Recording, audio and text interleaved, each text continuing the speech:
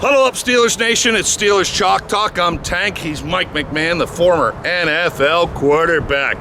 I'm the former water boy from Latrobe, Pennsylvania. Well, yeah, I'm more of a clipboard holder. Let's be honest. I mean, I ran around a little bit. You know, I played in that stadium. You know, over there, Heinz Field.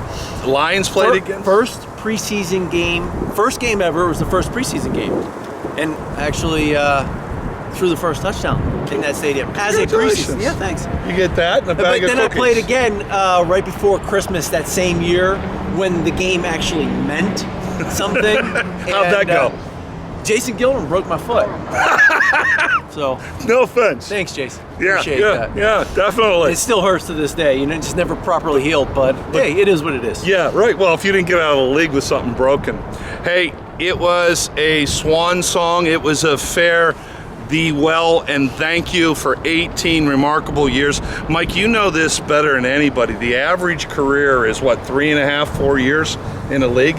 For any player. I don't care if you're a punt returner, kick returner. No, it is not. It's not even that long? No, it's like 2.2? It's like 13 games.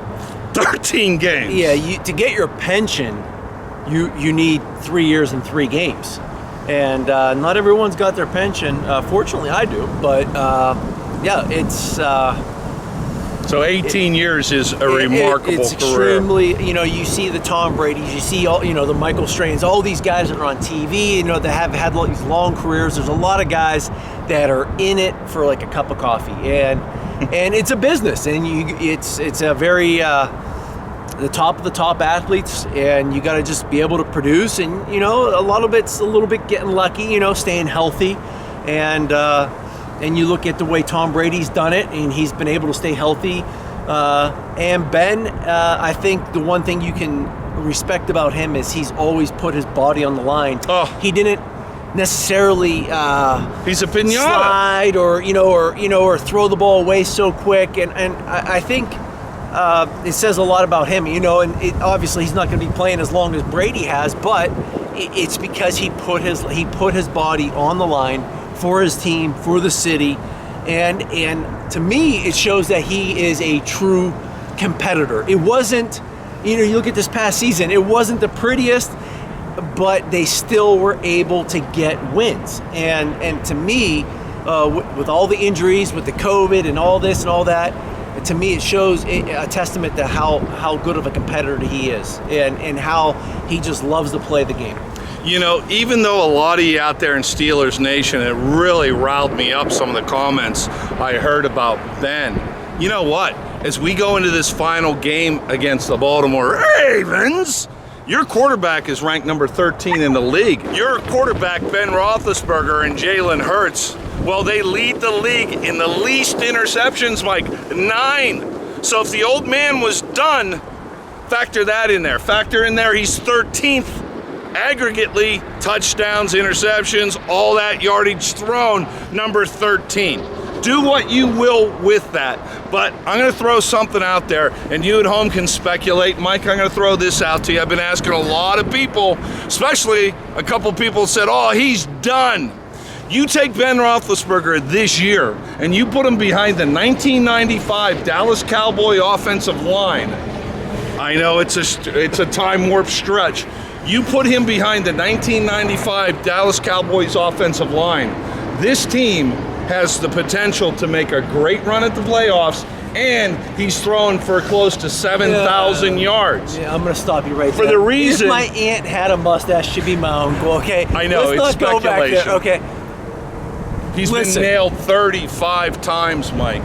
Yeah. Brutal hits, too. The O-line has definitely not been his best that he's had here. Did him a great disservice with his offensive line. He's done some great things. And I'll be the first to admit, when you don't have a good offensive line, your decision making starts to become not as good either, because I got to get rid of it. I got to put up the one thing they've done this year is they put the number 1 in attempts on that go ball, the fly ball, the fade, the 50-50, and I think it's been too much. But at the same time, it's a safe, get it out of your hand, not take a hit type throw. So, they have done some good things. you know, where they the have hell done was the some not tight so great end? things. I mean, you knew you had a tight end early in the season. They did.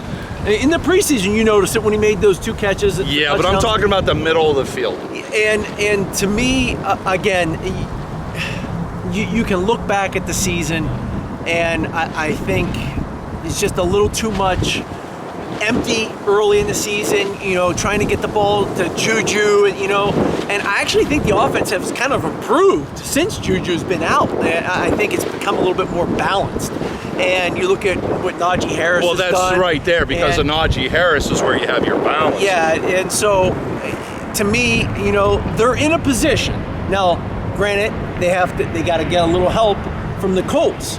And the Colts are going to Jacksonville, and they have not won in Jacksonville since 2014. Now, I'm not saying Jacksonville's good, but the Colts struggle down there.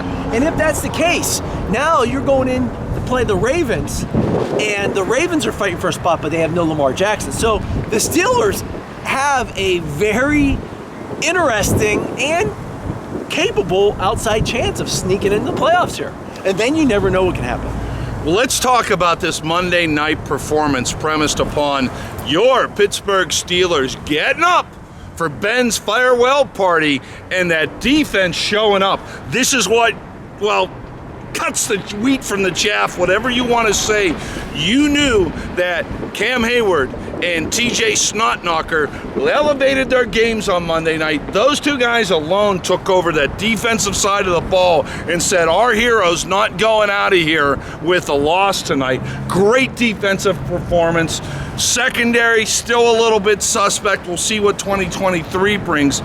Najee Harris, Mike, on the offensive side of the ball, kudos, this is the first time I'm going to say this all year long, to the offensive line. They really stepped up, they gelled, they got on their blocks for the run game. Not only the Cleveland Clowns only got to Ben twice, and you know they were looking to, they would have loved to hit him 9 times, sacked him 9 times. But you know, you got a glimpse at what Najee Harris can do with a little help, and that was 188 yards for Najee Harris. I mean, your future is bright with him. Yep. And so now you get, to me, that was Steeler football. They played the Browns. It wasn't the prettiest. It wasn't 1,000 yards, you know. And I think Steeler fans kind of got a little greedy with Ben over the years with so much offense. But really, if you look back at the history of Steeler football, when they've done their best, it's always been defense and that run game. And now you got the defense stepped up. They played absolutely great. I'm a little surprised what the Browns were doing offensively, throwing the ball so often with the way the Steelers' run defense has been struggling. But, hey, good for them. They played right into the Steelers' hands. The Steelers' defense did a great job. T.J. Watt always running around. Oh, Superman. And then you got Cam Hayward. But and there's a couple other surprises in the secondary that I saw that were pretty interesting and I liked. But Najee Harris, you get a glimpse of what he's capable of, and you are maybe like 1 or 2 offensive linemen away from another playoff run or Super Bowl run next year, and a quarterback. You know, because Ben will be gone. Do you really think Mason Rudolph is the guy that's going to be leading? No. Do you, Can Steelers you Nation? Do you want to go with a rookie and take time to build? Or do you want to go out and try to get a veteran that can maybe be a game manager? If you can't get Aaron Rodgers, you know, a lot of people are talking Aaron Rodgers. If you can go out and get him, you're a Super Bowl favorite. But if you can't, maybe a Jimmy Garoppolo, a game manager. Love Jimmy Garoppolo. They're looking to get rid of Trey Lance out in San Francisco. Jimmy G can come in here, hand the ball off. He knows run game. You see how San Francisco's doing it right now. I think he would be a great fit for the Steelers and for Najee Harris for this future. You know, here's the thing about this Steelers team. Now, Mike and I at the beginning of the season, we pegged them at a 5 to 6 win team. Now, Russell Wilson goes out. Oh my, you get some other breaks come your way. All of a sudden, Mike, Titans, the tall man of Tennessee, no Derrick Henry, the horse. Now it's the last week of the season. We still got a chance to go to the playoffs. I've made the analogy, this has been an interesting season. It's like watching a guy get eaten by a shark. You know, in the end, the Shark's gonna win, and he's gonna get gobbled up. But it's entertaining as hell to see him fight the Shark off. You know, and that's what this season's been like.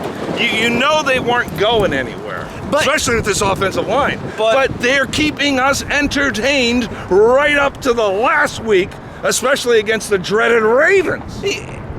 You're right, but you know, like Lee Corso, not so fast. And I think if some miraculous way, are you about to tell me they're going to go on a Super Bowl run? If they somehow miraculous way, the Jaguars do beat the Colts, and the Colts struggle in Jacksonville like they have since 2014, and the Steelers get that win against the Ravens, and they get into the playoffs. You're saying they got as good a chance as anybody to go to the bowl? This is the year that anything can happen. Look, the COVID. A guy can be out in a second. Wow. COVID can help you. Decimate a whole team. Think about it. Think about all these teams that are missing these top players, and the Steelers, most of their top guys have already had it, so they're not going to get it now. Hey, I love your optimism. I absolutely love your optimism. I think if they get in, I think anything's possible. I think anything's possible. Yeah, but we have no linebackers. We have no offensive line. You don't think that somebody's going to exploit that? You got the ultimate competitor with Ben Roethlisberger. Wow, who doesn't want to go? Who doesn't want to go? And a star rookie running back in Najee Harris. And then you got the sack man, TJ Watt. Steelers Nation, you got a chance. I never expected this segment to go this way with Ben Roethlisberger being touted by Mike here, taking us all the way to the Super Bowl. But I like it. There's a chance. It gives you optimism and hope. We'll know Sunday evening. All right. Small chance, there's a chance. Okay? It's like Dumb and Dumber.